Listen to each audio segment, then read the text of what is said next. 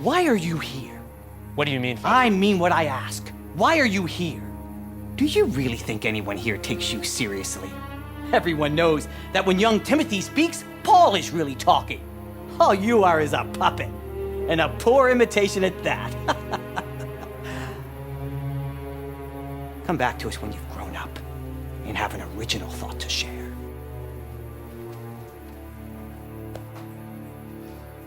Timothy, what have you done?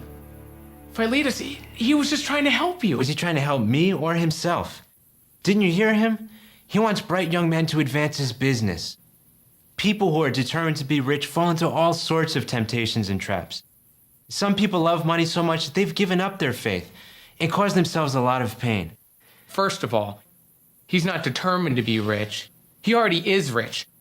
And second of all, he's not in any sort of pain. Did you even look at him? Jonathan, my brother, you're missing the point. You know, you're missing a great opportunity. I've worked with that brother for as long as you've been with Paul. He's helped out my family tremendously. Has he really, Jonathan? Isn't it time to think about your family's spiritual needs? We must put our hope on the living God. None that rests his faith in him will be disappointed. Yeah, that may work for you, but the sweat of my brow puts food on my table. I want to give my family a real future, Timothy. Jonathan, you are talented, very talented. Be careful how you use, or perhaps I should say, how you allow others to use your talents. Seek the kingdom first. That's how one lays a fine foundation for the future and gets a firm hold on the real life. Have you ever truly done that? Be honest with yourself. Timothy, I'm simply trying to provide for my family. I guess I don't know how to do both. I'm just a little confused. Think, Jonathan, isn't it time to have a simple eye, focused on spiritual pursuits? I don't know.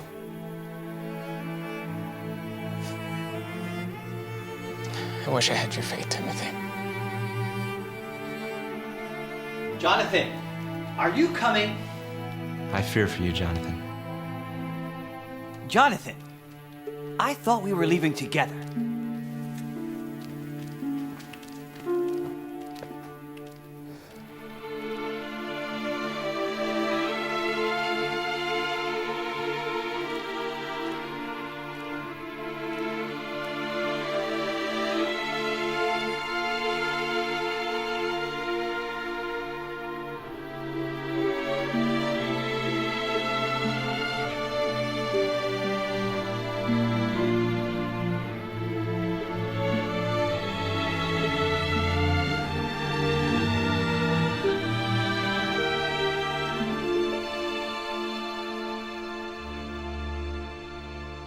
I've never heard this story before. You were quite young. It's been some 6 years now. What happened to Philetus? Sadly, he rebelled and was finally put out of the congregation. That is sad. I realize now it wasn't as easy for you as I thought. No, I didn't always feel up to the task. But God always made up for my deficiency. Will Jehovah do that for me? You can be certain that he will, my son. We've been looking all over for you. I'm sorry. No, I'm sorry. Jonathan, I should have asked you if I could spend some time with your son. You should have asked me. What better friend could my son be with? Brother Timothy was telling me about when he was my age. Oh. That means he was telling you about your father before he got serious about the truth. Now this is quite a story. Dear Persis, I was just telling Julius that all of us have had to struggle to maintain our spiritual goals. He told me about that argument he had with Philetus. That was something. It sure was. You could say that was a turning point in my life. Philetus could not hide his true character anymore. Until that moment, I had completely blinded myself to his selfish and wicked reasonings. It really frightened me. I was afraid just hearing the story, as if Jehovah was going to strike him right there. When I got home that day, I took a good look at my family, and I dropped to my knees. And I begged God to show me what was truly worthwhile to pursue.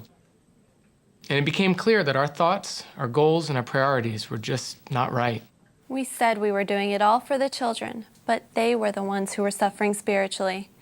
Deep inside, we knew Jehovah's service had been all but abandoned. And God gave me a glimpse of how I looked that day, and it was not pleasant.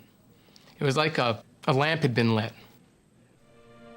And Timothy, I thank Jehovah for your fine example. And we thank him for the good effect you've had on the congregation and on our family. Serving Jehovah has brought so much happiness to me. There were opportunities to get involved in other pursuits, but believe me, God made it worth my while to serve him more fully. And I don't regret one day of my service to him. That's what I want to be able to say when I'm older. And Julius, Timothy imitated the Apostle Paul, even as he did the Christ. So who can you imitate when you grow up? I can imitate Brother Timothy. Better to imitate Jesus, my young friend. And Jesus enjoyed good food with good friends. Come on, let's go. Persis is cooking your favorite tonight. There isn't a more satisfying life than serving Jehovah fully.